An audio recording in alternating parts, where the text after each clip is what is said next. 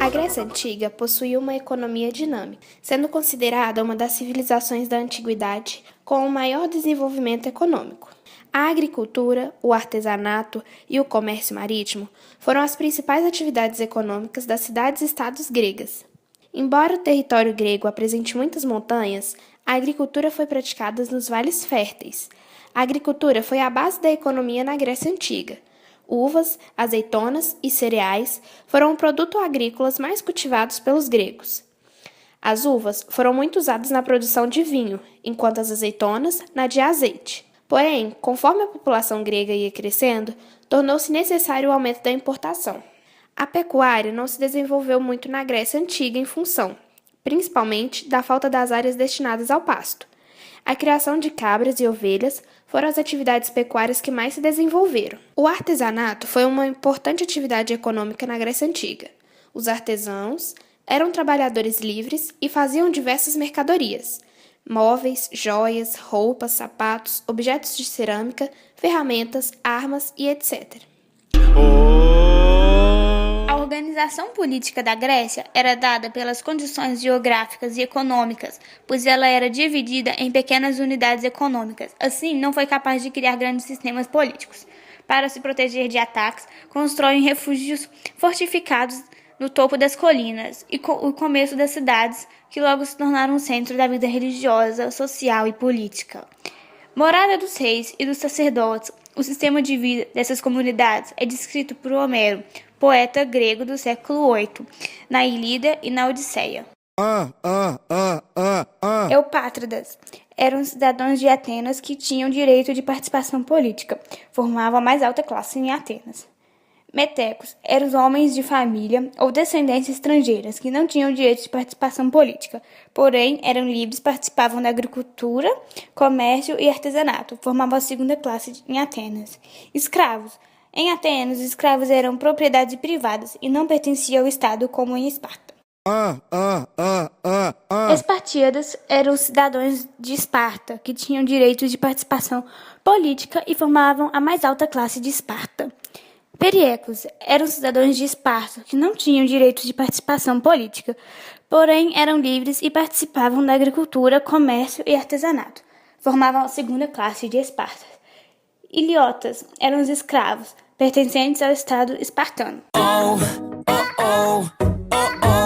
Os eram politeístas, isto é, acreditavam em vários deuses, assim como a maioria dos povos da antiguidade.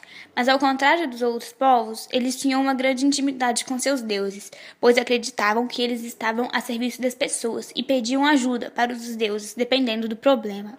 Os deuses gregos possuíam características humanas, defeitos e qualidades, fraquezas e paixões. A diferença existente entre eles e os humanos é que os deuses eram imortais. Os gregos acreditavam na existência de 12 grandes divindades.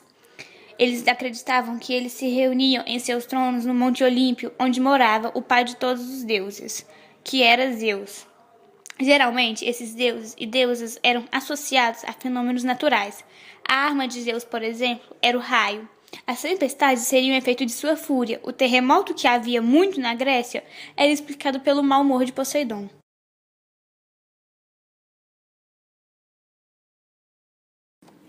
A escrita da Grécia era a língua indo-europeia. Se falava em Atenas, que é também chamado de grego clássico. Eram utilizados símbolos como alfa, beta, delta, lambda, etc. As comidas típicas eram cereais, pães, legumes, frutos e nos dias de festas assavam cordeiro. A pesca era bastante utilizada, mas os pobres comiam sardinhas, o que eram mais fáceis. As vestimentas eram panos sem costuras, sendo idêntico para homens e mulheres. Os tecidos eram lã e linho. Eles andavam descalços em casa e, ao saírem, utilizavam sandálias de cabedal com tiras.